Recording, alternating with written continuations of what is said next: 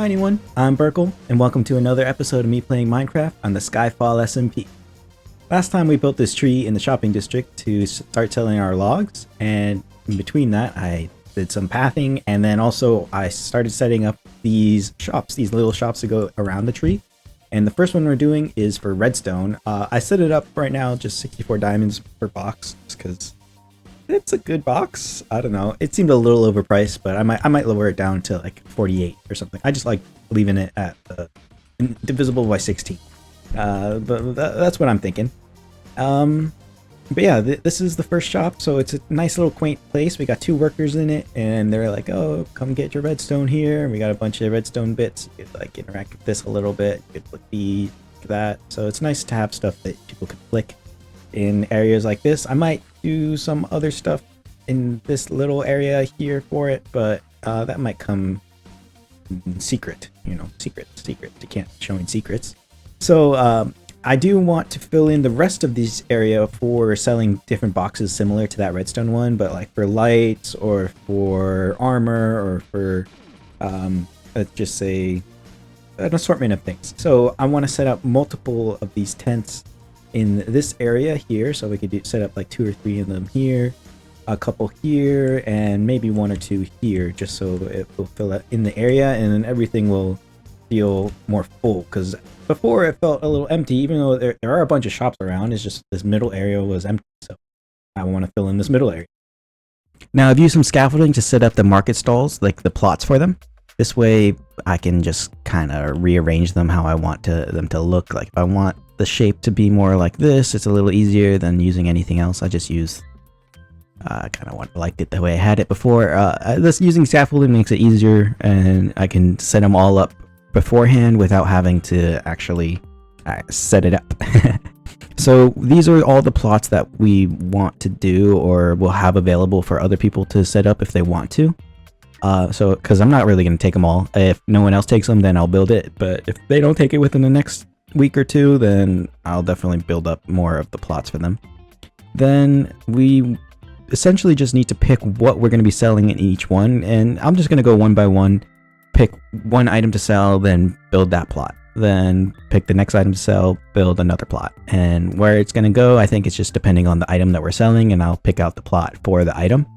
So we can go head back home to the where do I have all the stuff? It's in the town hall. Yeah, in the town hall with all the villagers. That's where I have all the inventory that we're going to be selling, and I can show that off. Whoa, that was weird. Real quick.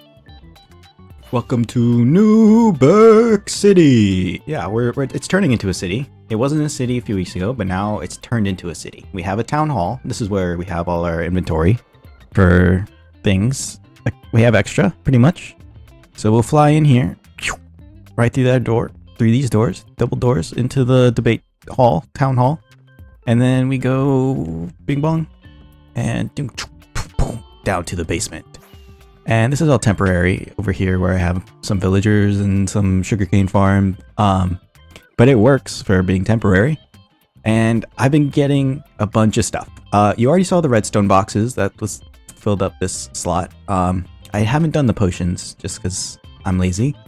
Then I've done the rest of these. These are the light boxes, so it's a bunch of lights. Then beacon boxes. It's a beacon with a bunch of gold to set off your beacons.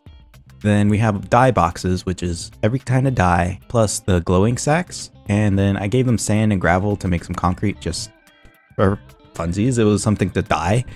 Then wood boxes is all the wood previous to 1.20. So Mojang can suck it by adding more wood to ruin the system. I love this system. And then they added 2 more types of wood, which I guess we could get rid of the nether wood and put it in the nether box, but whatever.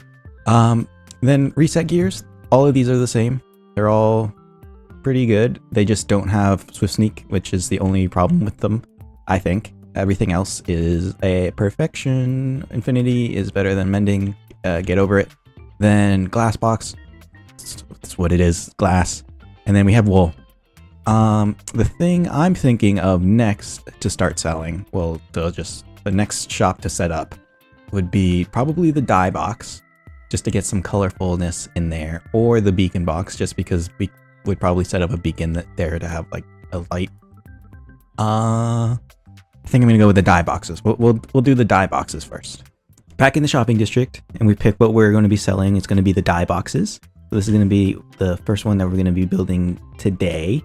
And I'm got my eyes kind of set on this smaller one right there, and maybe not that one. Maybe this diagonal square one. I don't know. Maybe the small. Let's go with the smaller one for this one to start out with. That's all we've needed to decide so far is what we're selling, and it's colorful dye boxes. And then where we're selling it is in this plot. So those are the two things done. Next, we got to decide what are they going to be working on. It's going to be like, what are their tables? What are their structure? And I'm thinking something light and bright. That's definitely the move. And then we're going to be hanging banners around, and other dyes would be like spewing out of like a cauldron, I'm thinking, or someone putting dyes into a cauldron. That's the kind of idea I'm getting. You kind of have to picture everything that you want to put into it before you make it, or else it's gonna kind of not make sense.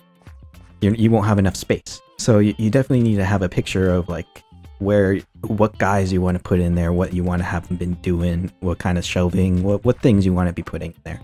So let's do, yeah, someone putting some dyes into a cauldron and mixing up a new color. I think that would be cool. And then someone selling the dye boxes, of course. So we'll be displaying one of them. We'll do like the yellow one as a display, and then we'll put either a chest here. We can do a chest or a barrel or something with the rest of the dye boxes. But these we can get pretty easily, so I might get another 4 or so and fill this out more. But yeah, I'm gonna fill in this bottom part, at least the structure part, so the fencing and the flooring, or the walls, kinda, or the tables. That's what they are. There we go. The base is done. We got some acacia fences. That's the word, not stairs. Going up to support the eventual draping tent cover that we're going to be having. Then we did, for the tables going all the way around, we did polished diorite rather than just regular diorite, because regular diorite is a little too much when you're up close. So the polished kind is a little better, especially just when you're doing this, and when we add all the colors, it'll be a little better. I might change this to white, but I still need to add signs, so we'll see how it goes with the signs. And I might add signs all along just to add some more popping out, just some more detail. It would be with colors and stuff. So I need to figure out what kind of roof I'm gonna do. So this just did stripes, so I might just do like a gradient from white to like a pink to a red to back to the white, like similar to what we did at Starburst last episode with the wall, with one of the art pieces we did. But we'll do it with this roof, so I might just do like a little bit of a gradient of the color. I might experiment a little bit with which colors we do. Who knows, maybe just do a rainbow. Why not just do a rainbow? I feel like there's enough space to do a full rainbow. It'll be on a diagonal, so some colors will be less, but it's fine. Bada bing, bada boom. We got a roof. I don't know how I love the combo between this roof and this base. It's a little misshapen to it, first of all. Second of all, the color combo between the light colors on top and the light colors on the bottom, it's kind of a little much. So I might change the bottom of it here just because it's, I like the roof for the colorfulness of it, and I might just add more banners hanging off of it to add some more colors to it, just so it's not just a fire building, but all the colors building. So yeah, I'm gonna experiment a little bit with the base a little bit more, and then figure out what I really want to do with it there, because I'm not completely happy with it. Otherwise, it's coming along. I just got to figure out what I want to do with the bottom. Okay, I fixed it. I changed it from a drastic white color from the diorite to this mud brick, which is a much cleaner contrast from the acacia to this yellow. It was just a lot of color contrast between the roof and then the floor, and so this is a lot smoother for the eye, which I like a lot. Then I also fixed the roof. It was a pointy bit here. There was another block of red out here, and then the gray pointed out one more. So I cut that back a little, and then we added more fencing here to hang some lights, and that worked out pretty good. for lighting. We don't need all these torches out here now. We could fix a bunch of the torching, so that's cool. The only thing left really is to do the decorating, which I'll do right now. Boom, they're done. And it's pretty simple. All we gotta do is put some signs up with some dyes like that, and we got a store. They're creating some new colors here by mixing some things together in a cauldron. And then out front we have the dye box display box, which is all the dyes with, again, the sand and the gravel. And then all the dye boxes in here, which is what we're actually selling. I'm putting in 16 diamonds. Seems fair. I lowered this over here from 64 to 48. That seems more fair than what it was before. I think this is like on the cusp of just right. Like it might be a little tiny bit more expensive than I would want to pay, but I think it's good. It's hard to price something like that. Then the dye shop is done. Next, we need to move on to, I think since this is gravel and sand, I would be selling gravel and sand over here because I would want to keep the materials together, and they're doing like a deal where they get their stuff.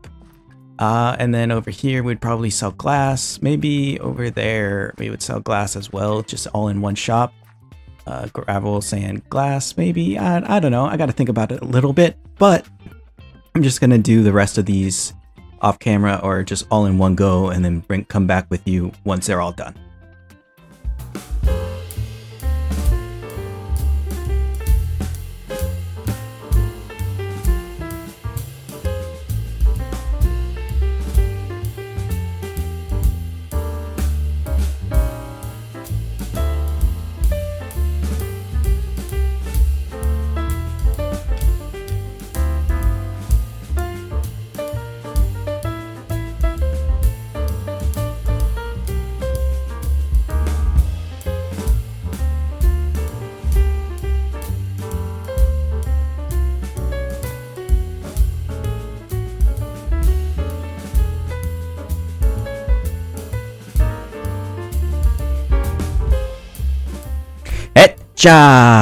The shops are done around the Markey Circle. It's definitely a circle, not a square. I keep saying square, but it's a circle. Then what we got going for us is a wool shop, redstone shop, beacons, stones in the back right there. Then we have a reset gear, lights, dye boxes, and then sand and gravel and glass. So that's pretty much everything that we're selling. Let's take a deeper look into like what is going on in each stall that we've added. Starting out with the wool, over here we have a nice bright wool box shop.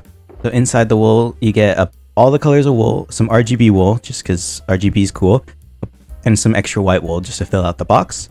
4 diamonds, completely fair, I think. It's plenty of wool, lots of wool for little diamonds.